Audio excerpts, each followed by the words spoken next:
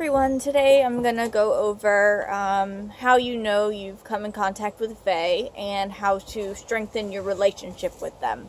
So already I've gone over quite a few different Fae and little things on like what kind of offerings they like, what kind of environment they come in, what they look like.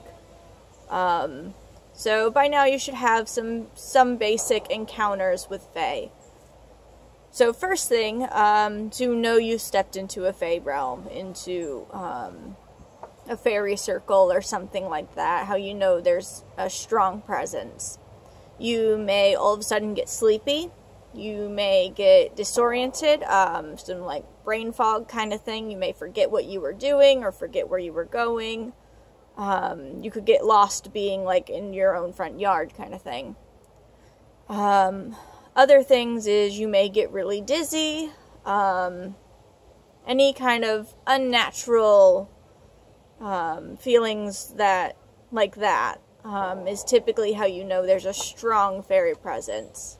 When you come in contact with those are warnings that they don't really want you close by.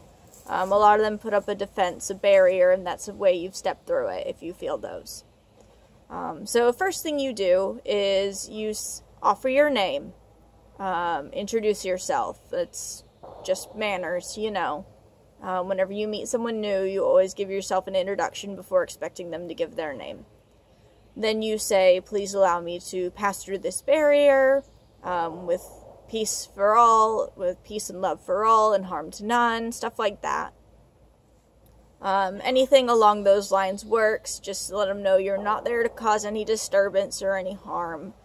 And then all those symptoms should immediately lift. If they do not lift, then that means you are not welcome there, and I would suggest you turn around and leave. Or, you know, find your way out of it and just kind of step back and not cross that border. You can take 2-3 steps back until those symptoms lift, and then just kind of chill there and introduce yourself, and then try and start making a connection with this Fae. I always tend to carry, you know, some little trinket or something on me so that if I do feel those things, then I offer a some sort of item. Earlier I gave a bell in one of those areas. So you just, you know, some sort of small offering to let them know that you are trying to be respectful, you are not meaning any harm, you want to build a relationship with them. Give a gift. Even if that gift is just a small prayer, or you could tell them a story, you know, something that you've heard that was really cool. Just stuff like that. And that's a good way to start building these relationships. So some other ways is you may see little sparks of, they're like orbs, they're called fairy lights. They're typically smaller than orbs, and they flash quicker. They don't, you know, they're like lightning bugs. They flash, they don't stay lit. And those are typically, you know, salamanders do that. There's a bunch of other fire-based fairies, or Fae. Fairies are a little different than Fae, apparently. I'll go over that in a different video, though. So, there, you know, any fire-based Fae is typically, will do that, and that's those kind of Fae. They are all about creation and the spark for creation. So if you're a writer, if you're a poet, if you're, I do woodworking, so I invite these guys all the time. And again, that's just you offer your name. And I always sit down instead of stand up. I'll sit down or I'll kneel. You're less threatening that way when you're standing up and towering over someone. It's typically very threatening, so try not to do that. Sit down, be as relaxed as possible, and they'll come to you. It's the same if you're like, I don't want to classify them as animals because that's a little rude, but it's the same as if you're trying to, get an animal to like you or a person to like you. You do not intimidate them. So sitting down, being patient, letting them come to you and talk to you. Be open for messages or for just small chit chat. Sometimes you'll hear it in your head, not kind of like telepathy, or you'll get a feeling of what they're saying. If it's you'll feel that they're trying to tell you something. In that case, just sit down, take a few deep breaths, try and open your third eye or your crown chakra. Those are usually where you see and hear messages from. And you should be able to get kind of a feel for an understanding of what they're trying to tell you. It takes practice, and no relationship is built overnight. You can't just, especially with Fae, you can't just, go walk through a fairy circle, sit down and be like, yo, my name is this, what's going on? And expect them to talk back to you. That's not how it works. A lot of the time, I'll go and I'll sit somewhere and I'll meditate for a while. I'll introduce myself. And I'll just sit there and we don't talk. We just sit. Kind of, they do their thing. I do my thing. And it takes a while. I've been down here 2 years now. And, I did the same routine all the time. Every week or every day I would go down to this area. And I just let my dog go swimming. That's all I would do. And, I really can't give you guys too much details on this. I was asked not to tell everyone about, not to tell people. So, I'm trying to be respectful of that, but I'm trying to give you, it took 2 years for me to make contact with someone. And that's about as much information as I'm allowed to give. But, it takes a long time, and some Fae, there are certain ones that now pretty much go wherever with me, or come in and check in on me wherever I am. And those relationships have been forming for, 10 plus years, which to us is a really long time, but to a Fae, that's really not very long. They live for ever. I mean, not really, they're not immortal, but they do live for, a lot longer than we do. I mean, hundreds, thousand years sometimes. So our lifetime, it only probably feels like a day feels to us.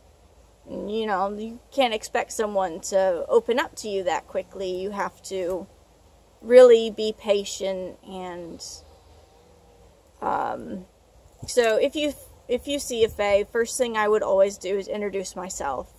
I typically, when I go places, I'll carry some snacks with me, a bag of trail mix, or an orange, or, something sweet.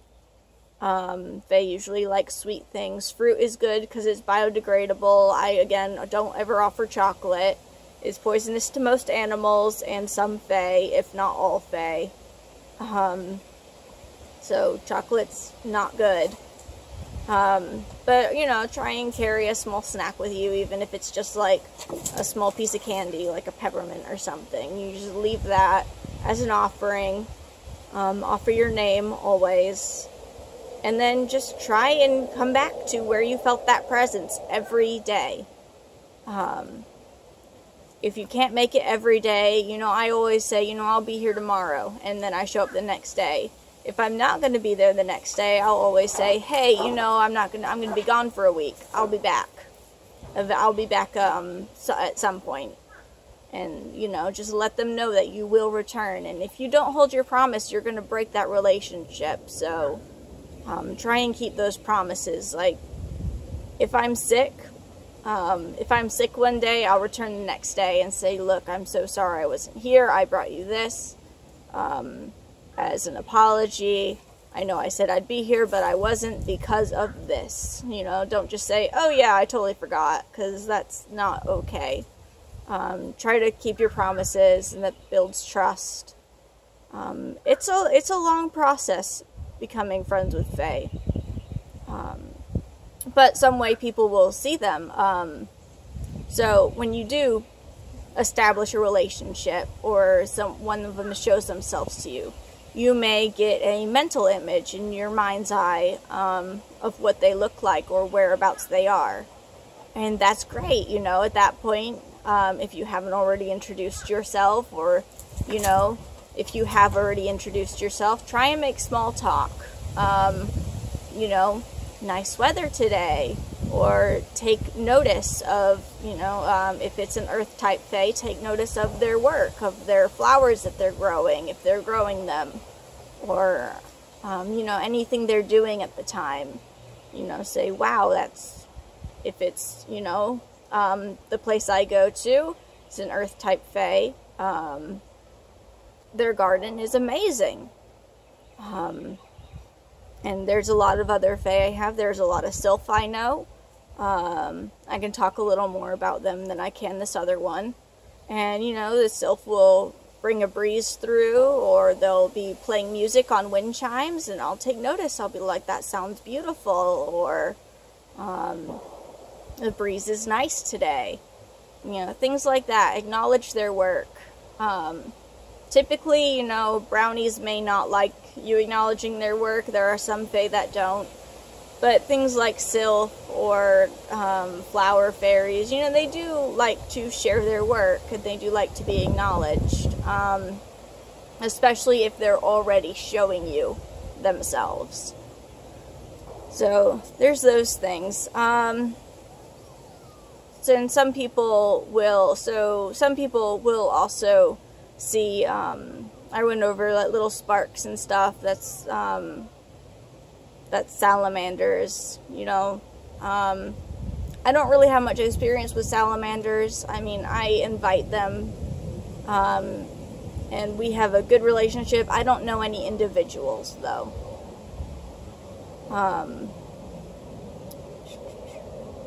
So those are those kind of things to help build your relationships with them. If you give a gift, they'll often give you a gift back. If they initially give you a gift, make sure if you don't have anything to return that day, make sure you come back with a generous gift. I always if they give me something, I give them something twice the value. That's my kind of rule of thumb. That's how I do it, and it's always kept a very good relationship with the ones I have. So different fae like different thing. I have a bunch of videos on them. You know, if you look through, you can kind of probably pinpoint what kind of fae you're dealing with, and then kind of go based off of those things. But I hope this helps. If you have any more questions after this, you know, Facebook me. You can type a message, anything like that. Alright, I hope this helps, so enjoy.